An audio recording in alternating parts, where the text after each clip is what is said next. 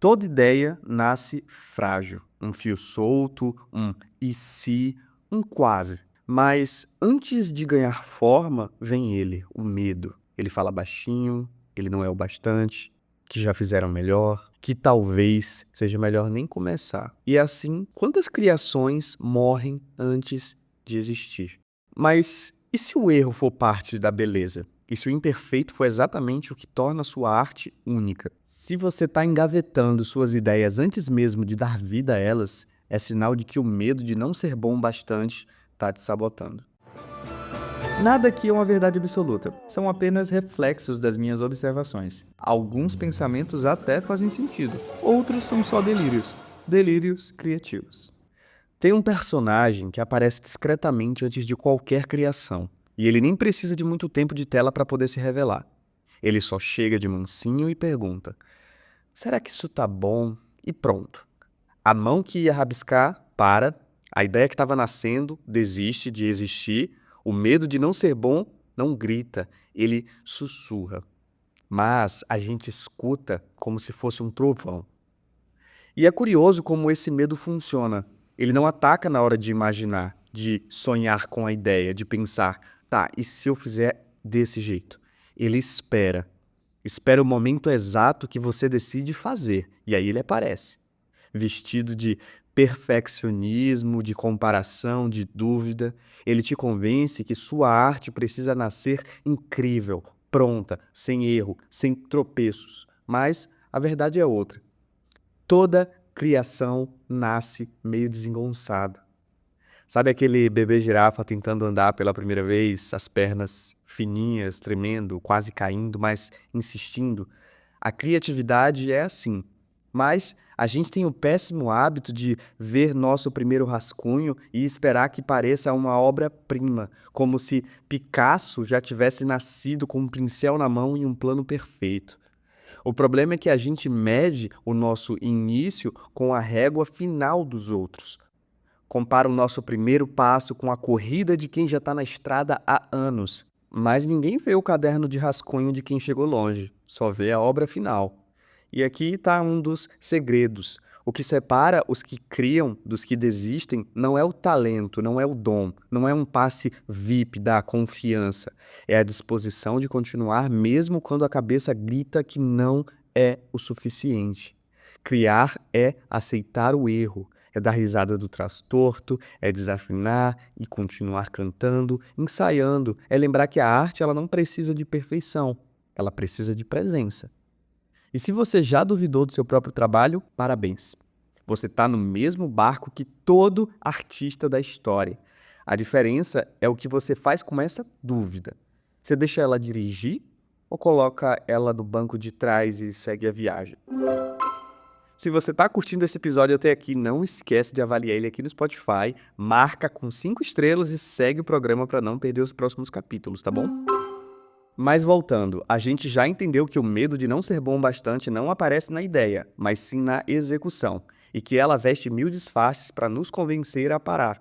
Mas agora vem a grande questão: o que a gente faz com esse medo? Como seguir criando mesmo quando ele parece um peso amarrado nos pés? Talvez a primeira coisa que a gente precisa entender seja: o medo não vai embora. Ele não se dissolve do nada, não desaparece com uma mais experiência, não some depois do primeiro trabalho bem-sucedido, ele vai continuar ali. Só que com o tempo, você aprende a dançar conforme ele dança. E aqui eu te conto um segredo que talvez mude a sua forma de enxergar isso. O medo e a criatividade moram na mesma casa, são vizinhos de porta. Sempre que você decide criar algo, o medo atende primeiro, porque a criatividade é território desconhecido e o medo foi programado para soar o alarme toda vez que você pisa fora da sua zona de segurança. Mas é aqui que mora a chave. O medo não é um sinal para parar, ou pelo menos não deveria ser. É um sinal de que você está no caminho certo.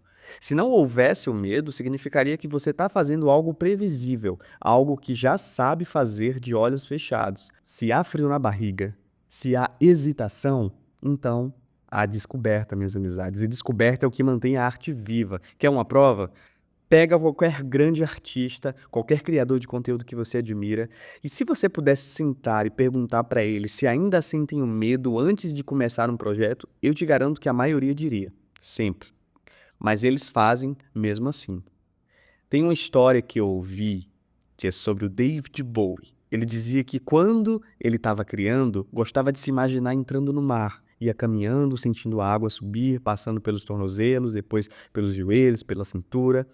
E o ponto certo para estar era quando seus pés quase não tocavam mais o chão. Quando ele sentia levemente a deriva, meio que flutuando na água. Porque esse era o momento em que ele sabia que algo novo ia surgir. E se você parar para pensar, é exatamente isso. Criar é sempre dar um passo em direção ao desconhecido. E o desconhecido ele assusta, mas o desconhecido também é onde mora tudo aquilo que não foi feito. Primeiro, você precisa ressignificar o que significa errar. A gente foi ensinado a ver o erro como falha, como algo a ser evitado a qualquer custo, mas olha para qualquer processo criativo e você vai perceber que os erros são partes essenciais da descoberta.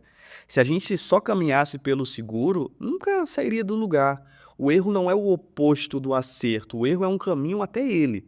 Se você ainda tem dúvida disso, lembra do post-it, aquele bloquinho, um adesivo que todo mundo usa. Ele só existe porque um cientista tentou criar uma super cola e falhou. A cola que ele inventou não colava direito, mas grudava o suficiente para ser removida sem deixar marcas. Um erro. Um erro que virou um dos produtos mais vendidos no mundo. Ou seja, errar não significa que você falhou, significa que você está descobrindo alguma coisa. O medo ele não desaparece, mas e se ao invés de lutar contra ele, a gente desse um jeito de usá-lo a nosso favor? A verdade é que todo grande criador já sentiu o que você sente, mas o que separa quem cria de quem trava não é a ausência do medo, é a relação que cada um constrói com ele. E aqui entra um grande ponto de atenção. E se, em vez de ver o medo como inimigo, você começasse a enxergar ele como uma bússola? Porque, na maioria das vezes, o que você teme é justamente o que precisa ser feito. Pensa nos momentos mais importantes da sua vida, aqueles que você saiu da zona de conforto, tentou algo novo, arriscou. Se você puxar na memória, vai lembrar que o medo estava lá também. Mas o medo não impediu que você vivesse. Criar é a mesma coisa, é um ato de exposição, de se permitir ser visto, ser lido, ser ouvido. É por isso que assusta muito, o julgamento assusta. Porque quando a gente cria, coloca uma parte da gente ali. E isso dá medo, mas também dá vida. Tem uma frase do Neil Gaiman que diz: a única maneira de fazer verdadeiramente interessante o novo é parar de se proteger e deixar que o seu trabalho carregue sua verdade. E é isso.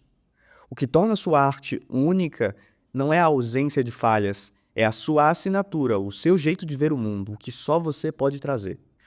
E sabe qual é a maior ironia nisso tudo? A gente tem medo de errar, medo de parecer amador, medo de não estar à altura. Mas quando olhamos para outras obras que nos marcaram, muitas delas nasceram do erro. A Torre de Pisa é famosa porque está torta. O jazz nasceu do improviso. O punk rock, que eu gosto muito, começou porque um grupo de adolescentes sem técnica musical resolveu tocar do jeito deles, sem se preocupar com o que era certo. E se o problema não for a dúvida, mas o que você faz com ela? Porque duvidar do seu trabalho não significa que ele é ruim, significa que você se importa. Significa que você tem senso crítico, que quer fazer melhor, que quer dizer algo que realmente vale a pena. O erro não é questionar se o que você faz é bom. O erro é usar essa dúvida como um motivo para nunca terminar, nunca mostrar, nunca sair do lugar. A dúvida pode ser um freio, mas também pode ser um motor, um combustível. Pode te travar ou pode te fazer olhar de novo, lapidar, melhorar e crescendo. O que separa um artista inseguro de um artista confiante não é a ausência de dúvida, a forma como ele lida com ela. Então, da próxima vez que a voz do "não tá ficando bom o suficiente" aparecer, não precisa se desesperar, tá bom? Escuta o que ela tem a dizer. Vê se tem algo ali que pode te ajudar a ajustar, a refinar, mas não deixa que ela decida por você, porque uma obra imperfeita no mundo vale infinitamente mais do que uma obra perfeita que nunca existiu. Se você sente que pode fazer melhor, então faça, mas faça. porque a dúvida nunca foi o problema. O problema é deixar que ela te impeça de tentar. E talvez o grande truque não seja eliminar a insegurança, mas aprender a confiar na sua própria voz, mesmo com ela. Criar, apesar do medo, escrever, apesar da dúvida, gravar um podcast, apesar da incerteza. Porque no final das contas, ninguém lembra do artista que passou a vida esperando se sentir pronto. Lembra de quem fez. Então a pergunta de hoje é: o que te assusta mais? Criar algo imperfeito ou nunca ter criado nada? Muito obrigado por ter me acompanhado até aqui. Eu te espero no próximo episódio, que por acaso é semana que vem. Forte abraço. Até lá.